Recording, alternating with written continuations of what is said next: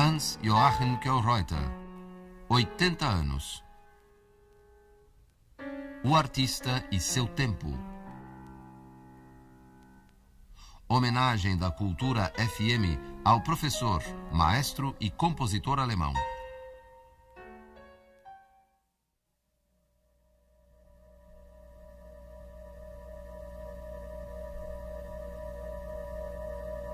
Acronom. Kölreuter responde. Hoje, com a participação de Antunes Filho, dramaturgo, Henrique de Curitiba, músico, compositor, José Miguel Wisnik, compositor, ensaísta, Almeida Prado, compositor, Décio Pinhatari, poeta, semiota, Cecília Valentim, cantora, professora, Augusto de Campos, poeta, tradutor, e Tim Rescala, compositor, performer.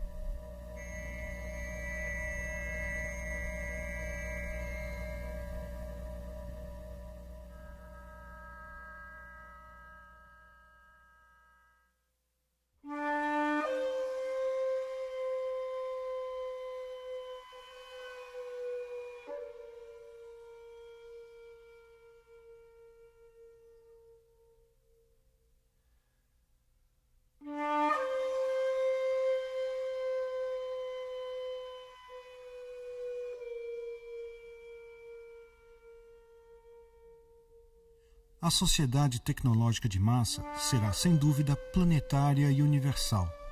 Poderá surgir somente quando houver a compreensão de valores diferentes, estranhos, mesmo que opostos aos nossos ideais. Refiro-me à compreensão, não à tolerância. Tolerância pode ser uma pálida substituição para a falta de esforço em alcançar a compreensão, fuga que em nada contribui para modificar falsas interpretações ou superar a incompreensão entre os povos. Estou consciente, porém, de que a tolerância representa um estágio inicial indispensável à possibilidade de reflexão neste sentido. Na sociedade planetária, trata-se, antes de mais nada, de valorizar as características culturais que nos diferenciam e, ao mesmo tempo, redescobrir o homem como parte integrante de um todo. H.J. Kölreuter.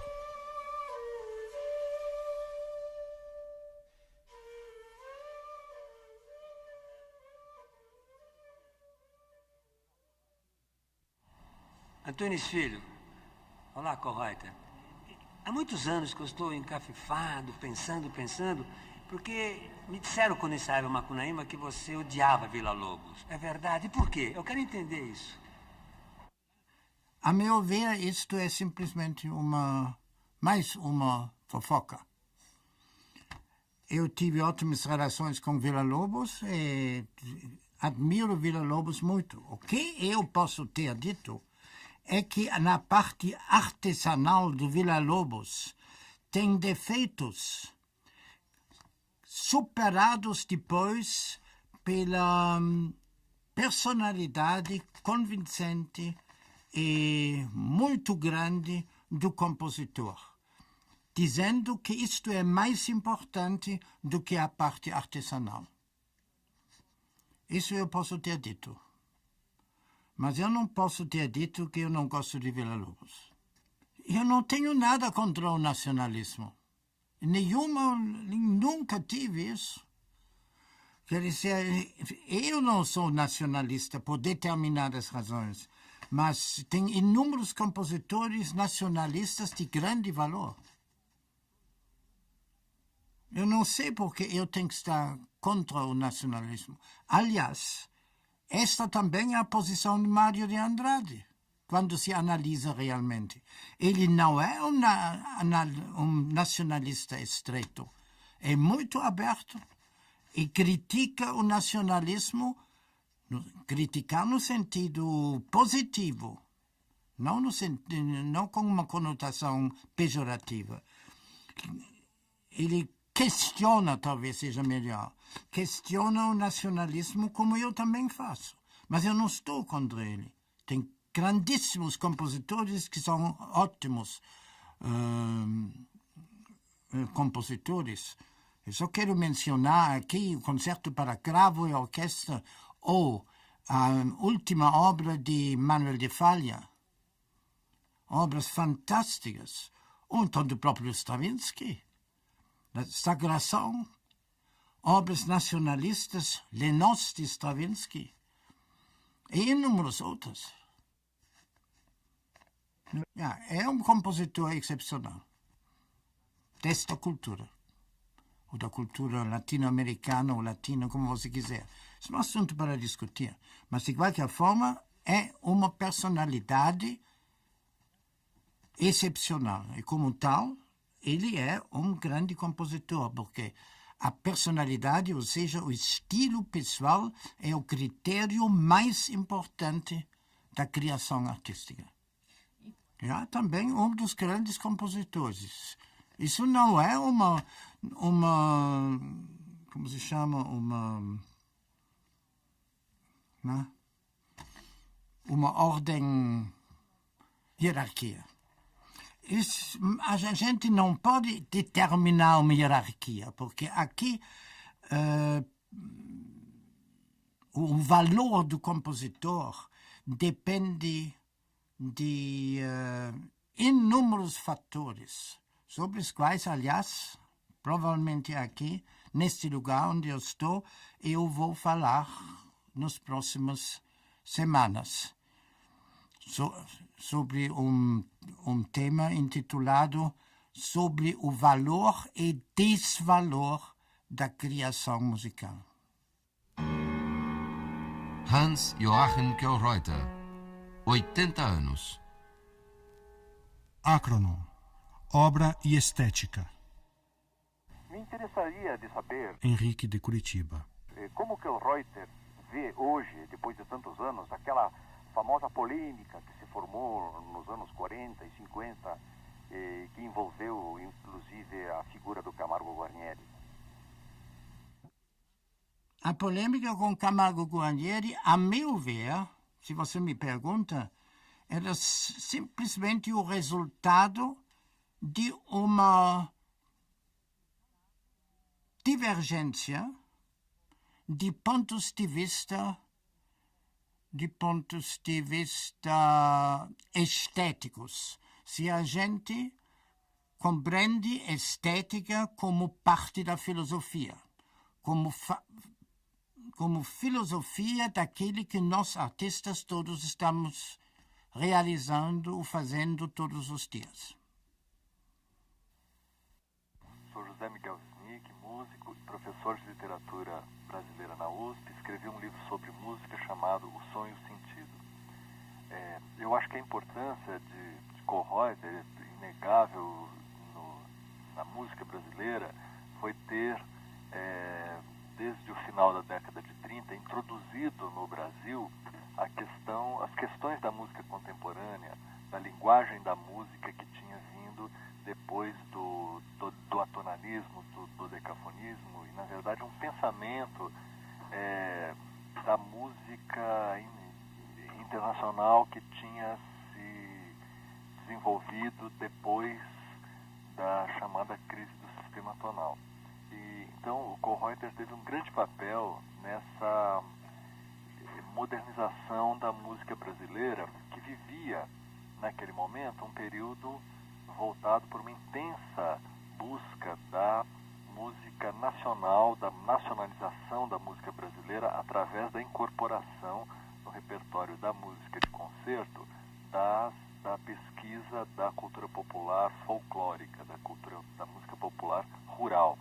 E esse programa para a música brasileira, ele vamos dizer assim, tomou a preocupação, ele ocupou a obra dos principais compositores brasileiros na década de 20 e 30, como Villa-Lobos, o Lourenço Fernandes, Camargo Guarnieri, Francisco Mignone. E este programa para a música brasileira tinha uma forte liderança teórica e prática do Mário de Andrade. Então, quando o Kölreuter trouxe esses dados e pôs em circulação no Brasil esses dados da música internacional, isso criou um certo conflito com a hegemonia da preocupação nacionalista que Mário de Andrade, em 1928, dizia que era tão necessária no Brasil que músico que não seguisse o projeto nacionalista era como um pedregulho na botina que teria que ser jogado fora. Então, nesse sentido, é que a presença do Kohlreuter, de professor, animador cultural, fazendo publicações, revista, escrevendo, compondo, ela trouxe esse outro polo que estava naquele momento, digamos assim, reprimido na produção musical brasileira e fez com que se criassem outras sínteses, né, que resultaram mais tarde em desdobramentos importantes. Eu acho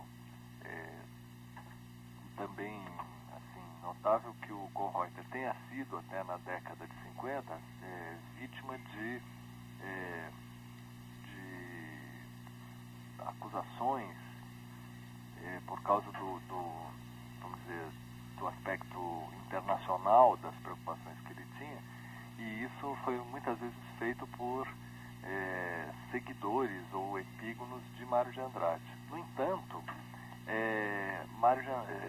quer dizer, o próprio Kohlreuter mostra que ele tinha uma relação rica com o Mário de Andrade, uma relação compreensiva. Inclusive o Kohlreuter que veio depois a se preocupar em compor música para o poema de Mário de Andrade, Café, que era um grande projeto de música ou de poesia teatral cantada, uma espécie de ópera coletiva e politizada no Brasil, que o Mário fez inicialmente para o Francisco Mignone realizar, mas quem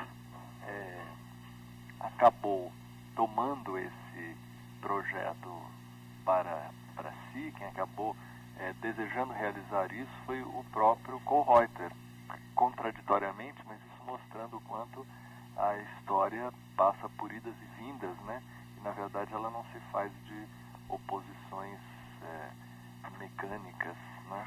Mas na verdade o movimento das diferenças vai produzindo essas situações, como o fato de Kohlreuter vir a ser, de certo modo, um herdeiro, digamos assim, de um projeto de criação do Mário de Andrade, quando ao mesmo tempo ele chegou a ser visto como se fosse um opositor, o opositor mais acabado do projeto que Mário de Andrade tinha feito para a música brasileira.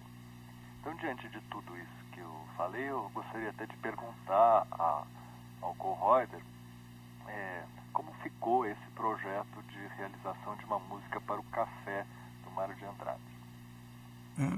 Eu não me considero um adversário das ideias do Mário de Andrade. Ao contrário, eu acho que muitas coisas que ele escreveu serão só compreendidas muito mais tarde ainda.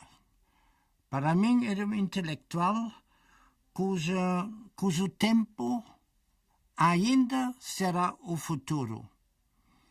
Lendo a introdução, a sua tragédia musical, O Café, se percebe perfeitamente a abertura e a amplidão do seu ponto de vista. Naturalmente, ele é um nacionalista, mas é um nacionalista muito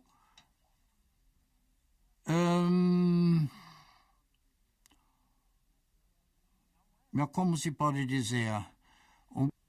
Não é um nacionalista estreito e limitado, como aqueles que interpretam ele justamente como tal. Ele é nacionalista como todo mundo, todo artista que está no início de uma cultura é nacionalista num certo sentido, mas a sua visão do mundo é muito ampla, é muito mais ampla do que muita gente pensa, a meu ver. O que, aliás, se percebe na linguagem. Eu sou um grande admirador da linguagem do português do escritor Mário de Andrade. E foi esta razão. A razão não foi praticamente o conteúdo ideológico. A razão porque eu musiquei o café foi principalmente a beleza da linguagem que o escritor emprega a cada instante.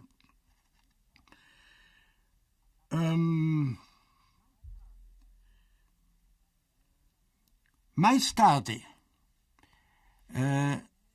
Mário de Andrade, que chamou esta música o café, ou como ele chama, tragédia coral. Ele muda o título e chama esta obra, se não me engano, tragédia milenária, querendo dizer que em toda parte do mundo o problema é o problema apresentado no café. Quer dizer, não é só o problema do Brasil. É do Brasil também, e talvez acentuadamente no Brasil de nossos dias.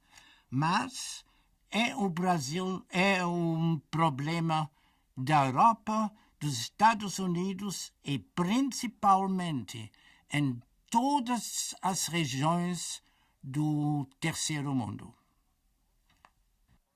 Professor Kollreuter, eu sou seu fã, seu tiete, seu grande admirador.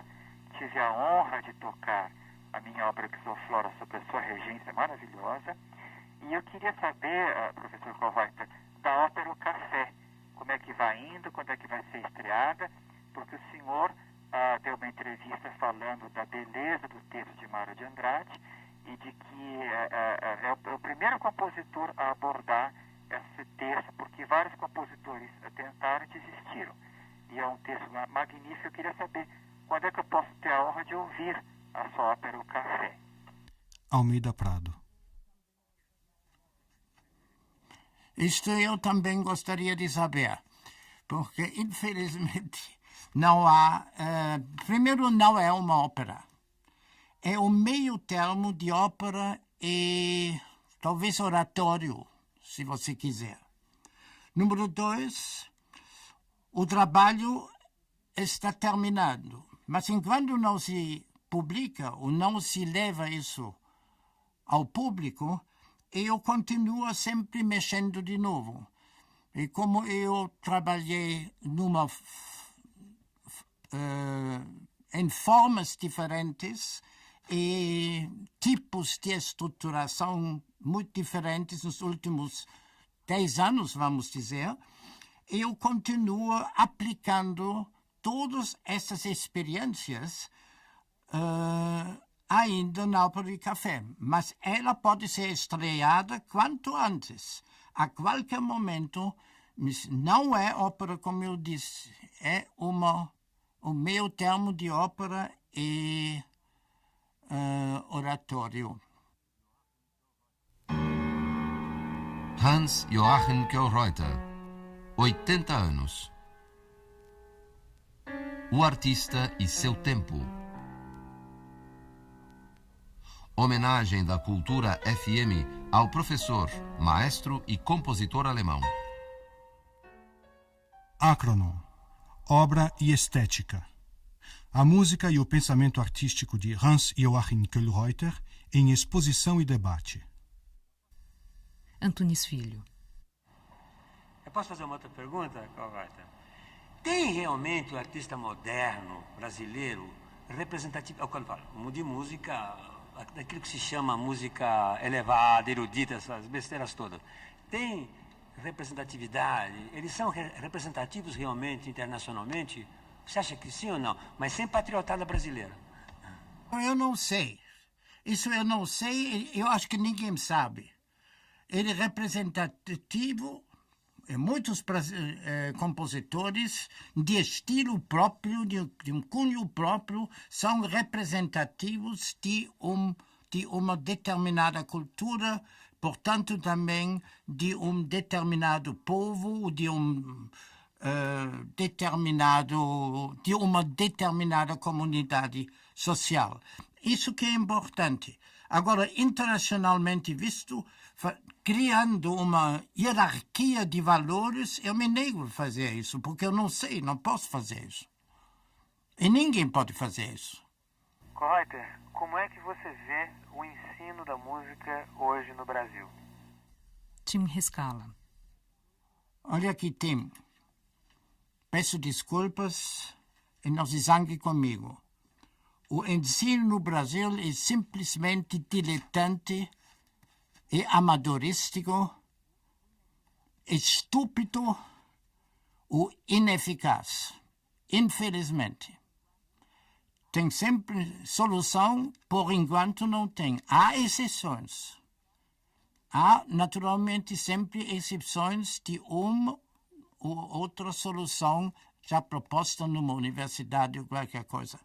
Mas uma solução no sentido global, eu não a vejo, infelizmente. Porque não é só o ensino musical.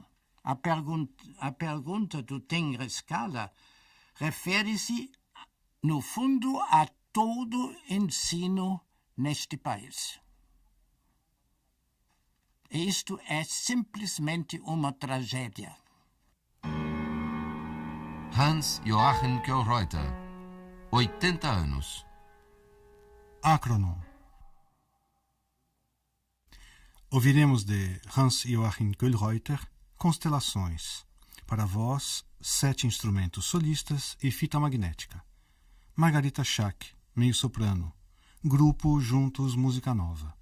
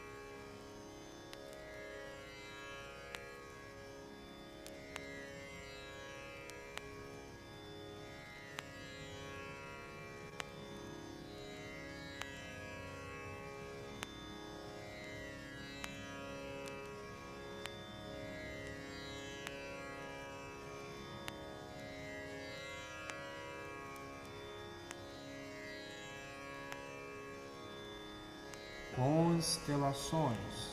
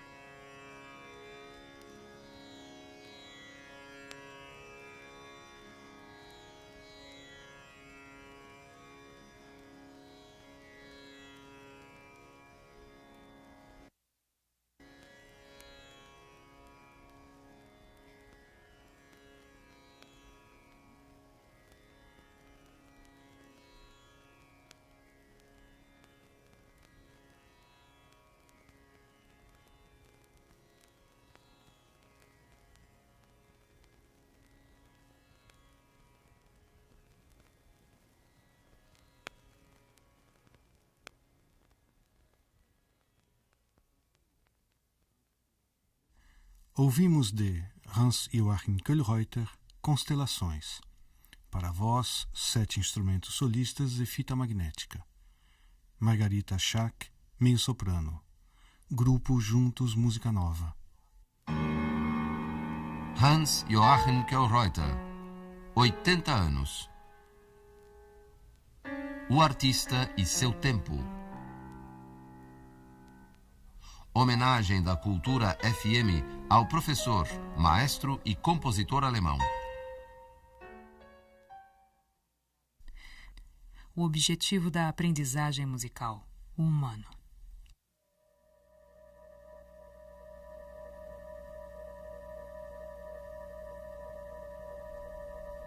A situação do ensino musical no Brasil carece, em primeiro lugar, da análise e, talvez, de reflexão com respeito às condições sociais do país. A sociedade brasileira difere basicamente das sociedades dos países altamente industrializados.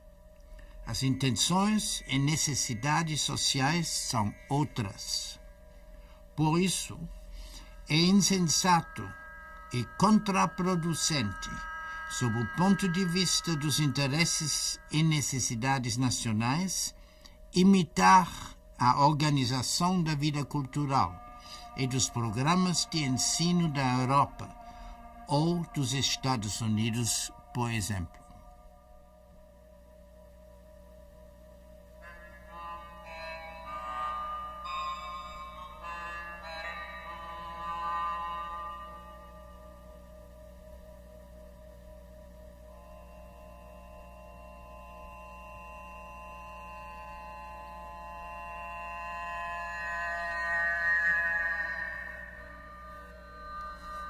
Poucos são os que, ao analisar as contradições e conflitos que surgem nestas circunstâncias entre o aprendizado do aluno de música e a realidade profissional, entre a ilusão das ambições artísticas e a adaptação irrefletida às exigências das atividades musicais, tiram conclusões para uma reformulação adequada do ensino musical. Refiro-me principalmente à conservação infecunda e obstinada de categorias tradicionais de currículos e critérios estéticos e artísticos. Não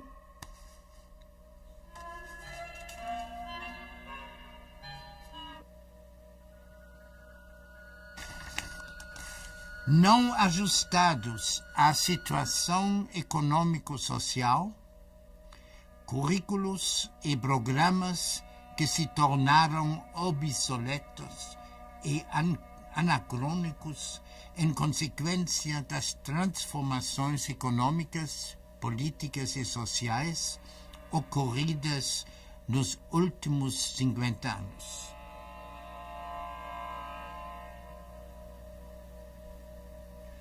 O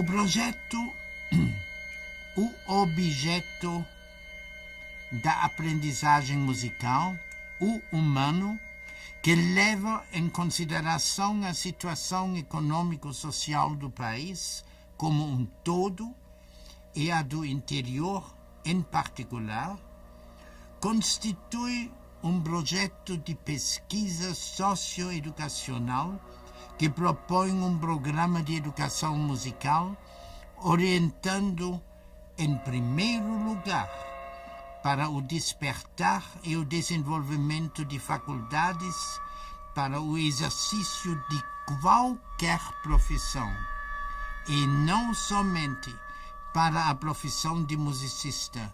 Programa este que, naturalmente, não dispensa a preparação ou até a formação profissionalizante de jovens talentos que, porventura, surgirem prometendo comprovadamente, realizar uma carreira artística que possa ser funcional na sociedade.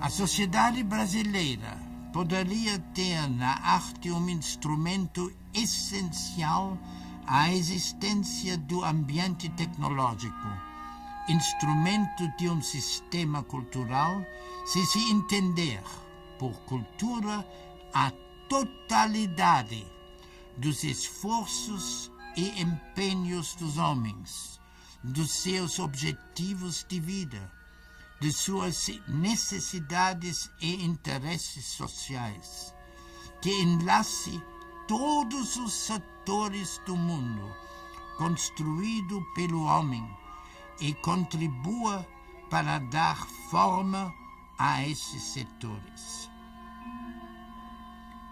É possível preconizar o ensino musical de tal modo que os sistemas de comunicação, de economia, de tecnologia, de linguagem e expressão artística se misturem uns com os outros, mergulhando num único todo.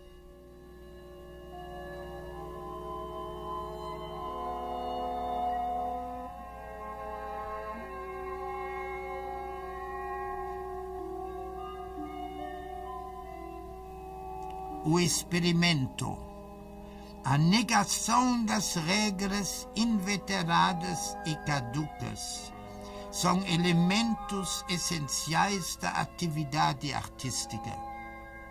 Negá-los significaria dar razão aos profetas da decadência das artes e da nossa cultura.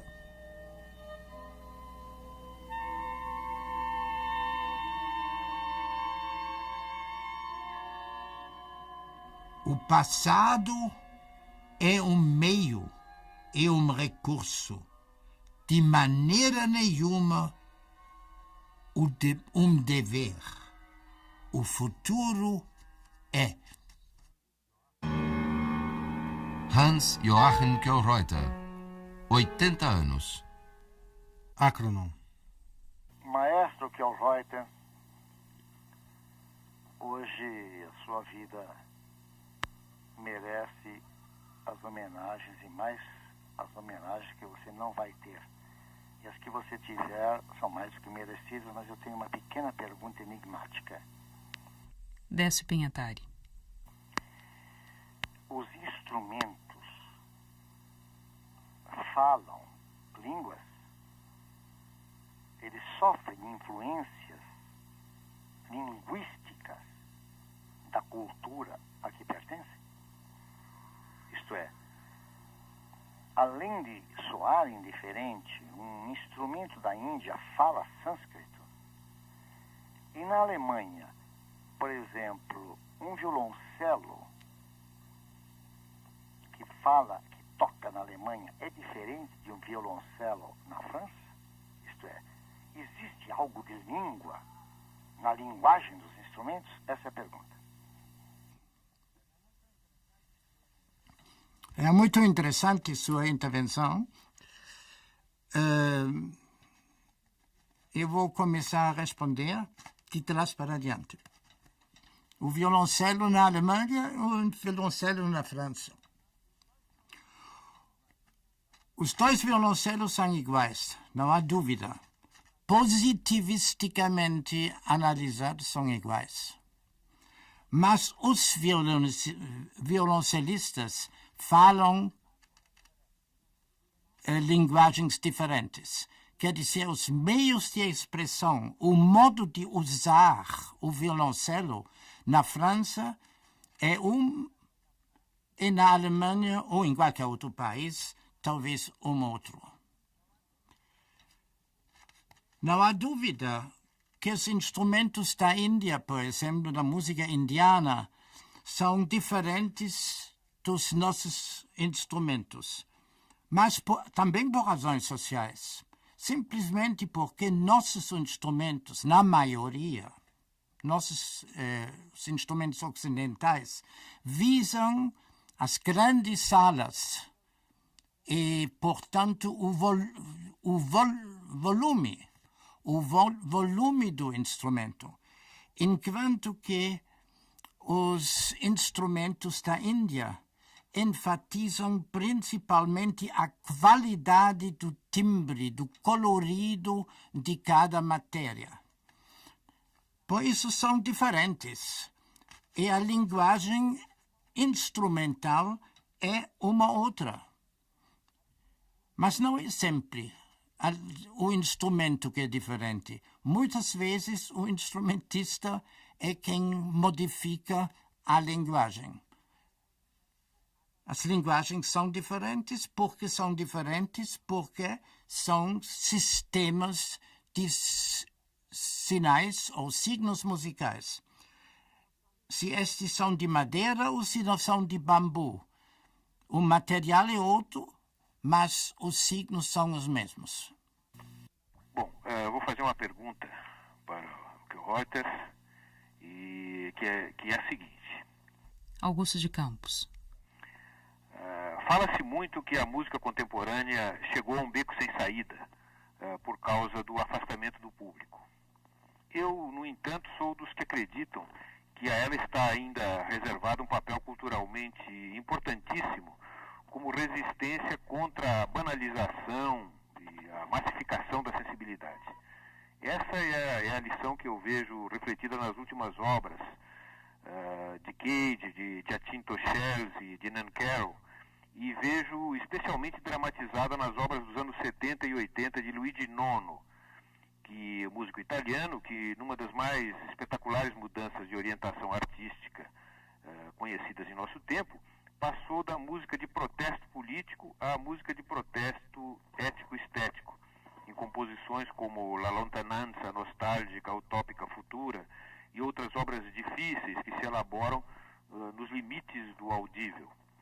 Então, contra os caminhos batidos e os supostos becos sem saída, o Nono reevoca um velho lema de um mosteiro medieval de Toledo: Caminante no hay caminos, hay que caminar sonhando.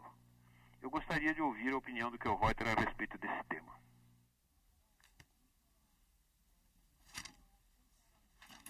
Estou inteiramente da sua opinião. Exatamente, eu acho que esse conceito de que a música contemporânea chegou a um beco sem saída é um conceito diletante que não tem nenhuma base séria realmente. Naturalmente, a música, tudo isso que você acaba de dizer, ela terá que dizer e de transmitir e de conscientizar muitas coisas ainda no futuro. Depende, como eu já disse no início desta transmissão, naturalmente da função social que o artista, o compositor, defende.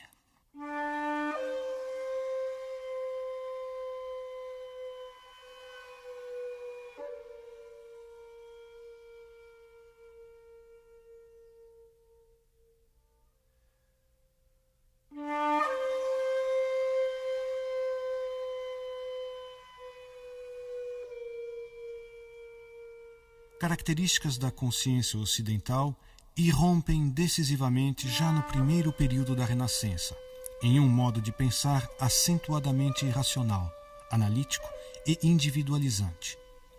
Modo que, finalmente, conduz a uma estranha situação cultural, aparentemente paradoxal, porque, se por um lado atua individualizando e abstraindo, por outro, quantifica e concretiza. Por isso, certas manifestações da polêmica econômica, cultural e política em nosso tempo são tanto individualizantes como quantificantes. São especialização e investigação interdisciplinar, e assim por diante.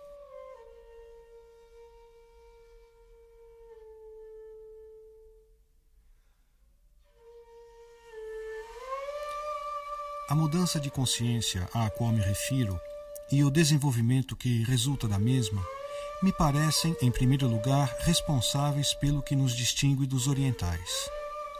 Toda cultura estabelece seus valores específicos. A eles acrescenta valores novos.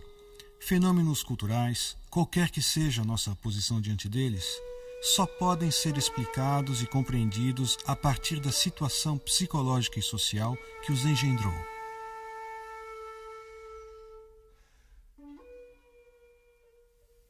H.J. Kühlreuter. Meu nome é Cecília Valentim, eu sou professora de música do Centro Experimental de Música do SESC e coordeno as oficinas de voz aqui do SESC e sou aluna do professor Kühlreuter já há alguns anos. E através do professor Kühlreuter eu pude crescer tanto musicalmente como crescer como ser humano, e principalmente crescer como ser humano. E gostaria de perguntar ao professor o que ele imagina que seja a função da música agora nesse final de século, começo de um novo milênio. Olha aqui, Cecília. Para mim, a função social da música é contribuir, simplesmente contribuir para a difusão, a divulgação e principalmente para a conscientização das grandes ideias que a ciência em nossa época conquistou. Isto que é a coisa mais importante. Naturalmente, cada um dá uma função diferente à sua música. Esta função, de fato, pode ser uma função religiosa, pode ser filosófica, pode ser política, o que você quiser. Para mim, a função da música é esta. Nada mais. Se você fala sobre, você questiona o problema do final deste século, e o início de um novo milênio, só posso responder, eu não sei. Eu não sou profeta. Acronom. Kühlreuter responde, hoje com a participação de Antunes Filho, Henrique de Curitiba, José Miguel Wisnik, Almeida Prado, Décio Pinhatari, Cecília Valentim, Augusto de Campos e Tim Rescala. Hans Joachim Kühlreuter, 80 anos. O artista e seu tempo. Homenagem da Cultura FM ao professor, maestro e compositor alemão. Acronom, obra e estética. A música e o pensamento artístico de H.J. Kühlreuter em exposição e debate. Projeto idealizado por Irineu Guerrini Júnior. Coordenação musical Regina Porto. Equipe de produção Adriana Braga, Júlio de Paula, Viviana da Silveira Morila. Apoio de produção Carlos Miguel e Moacir Ligabo Júnior. Roteiro e apresentação Regina Porto. Participação especial José Augusto Manes, compositor. Sonoplastia e montagens Jonas Bisev. Supervisão Irineu Guerrini Júnior. Uma realização da Cultura FM de São Paulo, emissora da Fundação Padre Anchieta.